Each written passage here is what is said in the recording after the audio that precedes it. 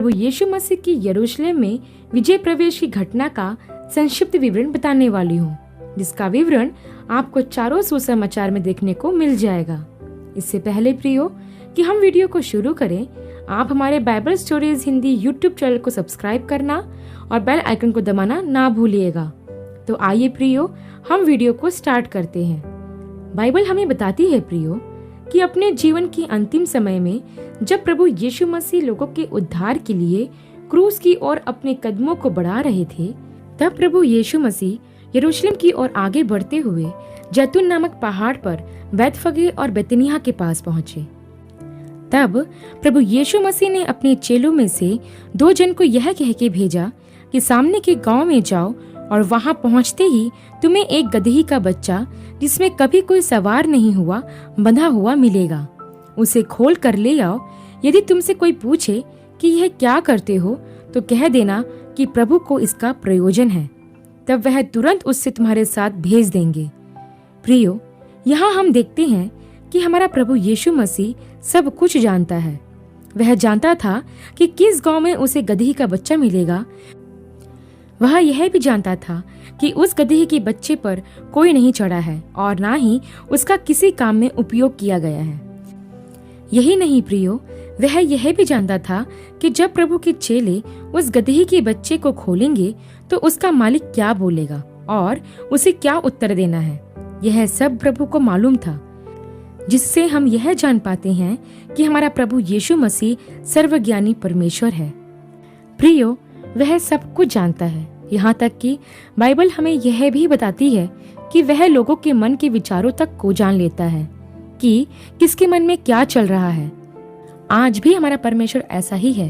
वह हम में से हर एक के मन को जानता है। हम इस धोखे में ना रहें कि हम अपने मन में किसी के लिए बुरा सोचेंगे और यह बात प्रभु को पता नहीं चलेगी।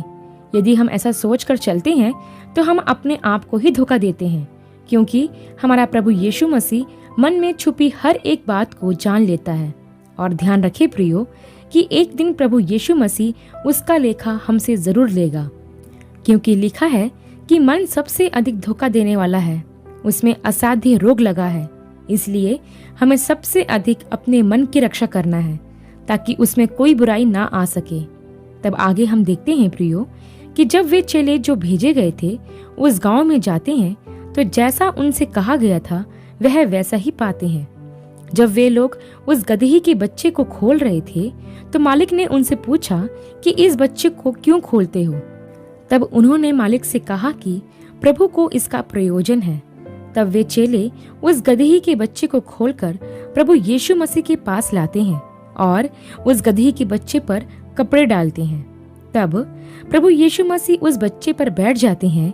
जब प्रभु यीशु मसीह उस पर सवार होकर आगे बढ़ते हैं तो बहुत से लोग अपने कपड़े मार्ग में बिछाने लगते हैं और कई लोग पेड़ों की डालियां काटकर प्रभु के मार्ग में उसके आगे आगे बिछाते जाते हैं।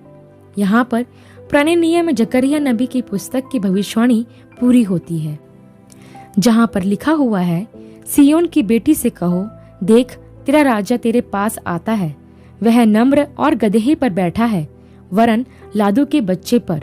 प्रियो, प्रभु यीशु मसीह ने अब तक पुराने नियम की अपने विषय में की गई हर एक भविष्यवाणी को पूरा किया और आगे भी वह उन नबूवतों को पूरा करने जा रहा था जो उसके विषय में लिखी हुई थी। यहाँ पर मैं आपको इस गदही के बच्चे के बारे में कुछ बातें बताना चाहती हूँ।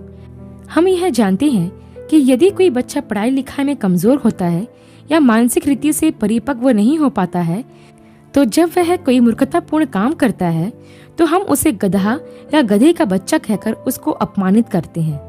बोलने में तो यह शब्द किसी के लिए भी निंदनीय हो सकता है, लेकिन हम यहाँ पर ध्यान दें कि प्रभु यीशु मसीह ने अपनी विजय यात्रा के लिए ना तो किसी घोड़े का उपयोग किया और ना ही किसी ऊंट का। घोड़ा, ऊंट तथा हाथी की सवारी राज्य की सवारी होती है। प्रभु यीशु मसीह तो इस दुनिया का राजा था, लेकिन फिर भी प्रभु यीशु मसीह ने उनका उपयोग ना करके गदही के बच्चे को इसलिए चुना ताकि वह बता सके कि वह शांति का राजकुमार है, क्योंकि गदहा शांति का प्रतीक माना जाता है। और प्रभु यीशु मसीह जब गधे के बच्चे पर सवार होकर यरूशलेम में प्रवेश कर रहे थे तो वह यह बताना चाह रहे थे, मैं युद्ध नहीं शांति चाहता हूँ।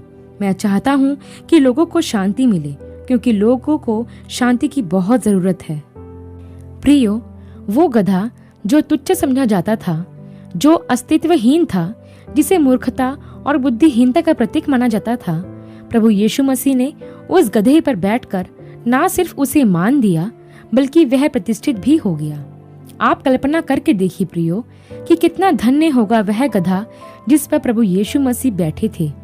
जिन बच्चों को आज गधा करके बोला जाता है, उनको आनंद और खुश होना चाहिए, क्योंकि उन्हें यह समझना चाहिए कि वो वह गधे हैं जिस पर प्रभु यीशु मसीह बैठा था।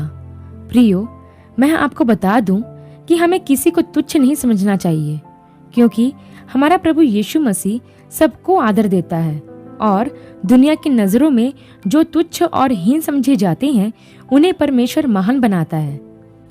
प्रियो, लोग जो कपड़े और डालियां बिछा रहे थे, उस पर प्रभु यीशु मसीह नहीं चले, बल्कि वह गधा चला जिस पर प्रभु यीशु मसीह बैठे थे। कितनी अद्भुत बात है ना प्रियो, कि वो गधा प्रभु यीशु मसीह को अपने ऊपर बिठाने के द्वारा मान और सम्मान पाता है। वैसे ही प्रियो, जब हम भी प्रभु को अपना स्वामी बना लेते हैं और उसे अपने दिल में बिठा लेते हैं और उस रास्ते पर चलते हैं जिसमें प्रभु हमें चलाना चाहते हैं, तो हम भी वह मान और सम्मान पाते हैं जो उस गधे को मिला था। तब आगे हम देखते हैं प्रियो कि जो भीड़ प्रभु यीशु मसीह के आगे आगे और पीछे पीछे चली जाती थी, वो पुकार पुकार कर कहती थी, दाऊद की संतान की होशन्ना, धन्य है वह जो प्रभु के नाम से आता है, आकाश में होशन्ना। प्रियो, इस भीड़ ने प्रभु यीशु मसीह को अपना राजा मान लिया था।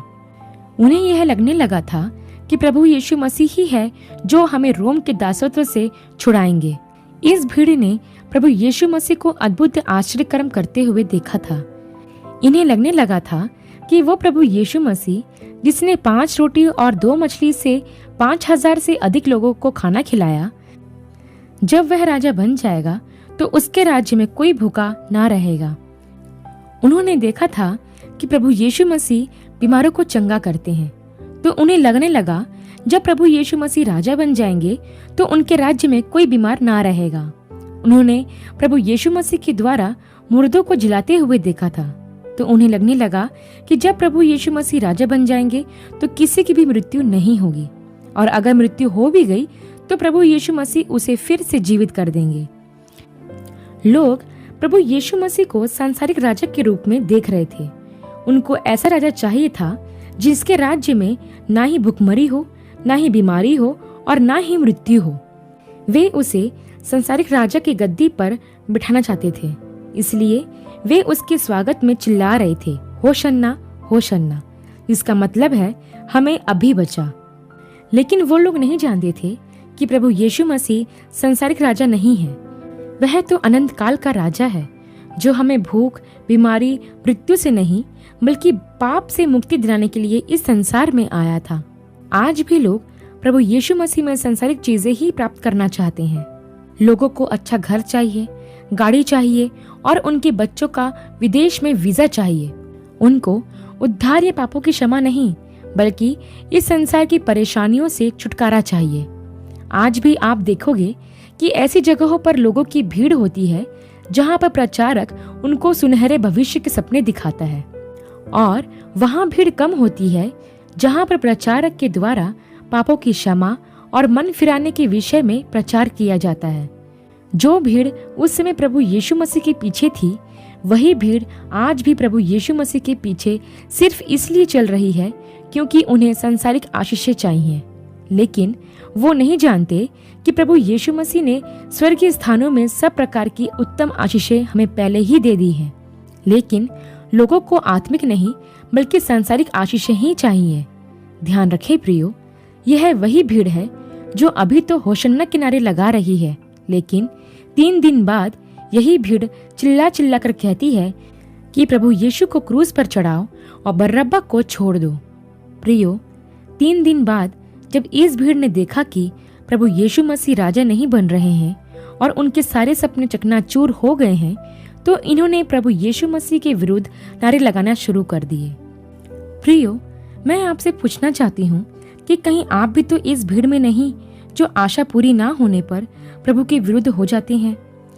क्या आप उस भीड़ की तरह संसारिक आशीषें ही पाना चाहते हैं या आपको अनंत काल का छुटकारा चाहिए? तब आगे हम देखते हैं प्रियो कि जब लोग चिल्ला चिल्ला कर प्रभु की बड़ाई करते हुए यरूशलेम में पहुंचे तो उस नगर में हलचल मच गई और लोग कहने लगे कि यह कौन है। तब लोगों ने कहा कि यह गलील के नासरत का भविष्यवक्ता यीशु है। तब उस भीड़ में कुछ फरीसी भी थे जो प्रभु यीशु मसीह से कहने लगे, हे गुरु, अपने चेलों को डांट। तब प्रभु यीशु मसीह ने उनको उत्तर देते हुए कहा कि मैं तुमसे कहता हूँ कि यदि यह चुप रहे तो पत्थर चिल्ला उठेंगे। प्रियो, प्रभु यीशु मसीह का यरूशलेम में प्रवेश बहुत ही हर्ष और उल्लास के साथ हुआ। लोगों की गूंज से पूरा नगर हिल उठा था। यरूशलेम के सभी लोग घबरा कर व्याकुल हो गए थे क्योंकि ऐसा प्रवेश उन्होंने कभी नहीं देखा था। सभी लोगों के मन में यह सवाल था कि यह कौन है जिसके लिए लोग इतना शोर मचा रहे हैं। यह वही प्रभु यीशु मसीह था जो नासरी कहलाता था, जो एक बड़ई का बेटा था। लोगों को आश्चर्य हुआ कि एक नासरी और एक बड़ई के बेटे के लिए लोग इतना क्यों चिल्ला रहे हैं। वे नहीं जानते थे कि यीशु कौन है। प्रियो, जब लोग होशन्ना के नारे लगा रहे थे और प्रभु यीशु की बड़ाई कर रहे थे तब फरीसियों ने ऐसा करने से मना किया क्योंकि वो नहीं चाहते थे कि लोग परमेश्वर के नगर में इस तरह का कोई काम करें। प्रियो, प्रभु यीशु मसीह ने जो बात कही उस पर हमें विचार करना बहुत जरूरी है। उन्होंने कहा था कि यदि यह चुप रहे तो पत्थर चिल्ला उठेंगे। प्रियो, यह सच है। आज के समय में लोगों ने प्रभु की बड़ाई करना कम कर दिया है, इसलिए परमेश्वर पत्थरों के द्वारा अपनी महिमा ले रहा है। क्या आपको पता है कि वह पत्थर कौन है? वह पत्थर है मोबाइल, टीवी और रेडियो, जिनके द्वारा दुनिया के कोने कोने तक प्रभु की महिमा हो रही है। प्रियो, इस दुनिया में प्रभु ने हमें इसलिए रखा है कि हम जगह जगह जाकर उसके नाम का प्रचार करें, उसकी गवाही दें और उसके विषय में बताएं ताकि लोग जानें कि यीशु ही प्रभु है। वह ही उद्धार करता है जो लोगों को पापों से बचाने आया है। प्रियो, अगर हम यह काम नहीं करेंगे और चुप हो जाएंगे तो प्रभु ऐसे माध्यमों को खड़ा करेगा जिसके द्वारा उसका नाम जाति जाति तक पहुंचाया जाए। क्योंकि प्रियो, यह लिखा हुआ है कि जब तक राज्य का सुसमाचार दुनिया के कोने कोने तक नहीं पहुंचता तब तक दुनिया का अंत नहीं होगा, और जब राज्य का सुसमाचार सारे जगत में प्रचार किया जाएगा तब अंत आ जाएगा। इसलिए प्रियो, हमें अपना मुंह प्रभु के सुसमाचार को सुनाने के लिए नहीं रोकना चाहिए। हमें अपना मुंह खोलकर उसकी बड़ाई करना चाहिए, उसकी गवाही देना चाहिए ताकि लोगों पर उसका प्रभाव पड़ सके और लोग प्रभु को जान सके। आशा करती हूँ प्रियो कि प्रभु यीशु मसीह का यरूशलेम में विजय प्रवेश करने की घटना का संक्षिप्त विवरण आपके लिए आशीषमय रहा होगा। अगली वीडियो में एक नए विषय के साथ आप सबसे फिर मुलाकात होगी। तब तक के लिए आप सबको जय मसीह की।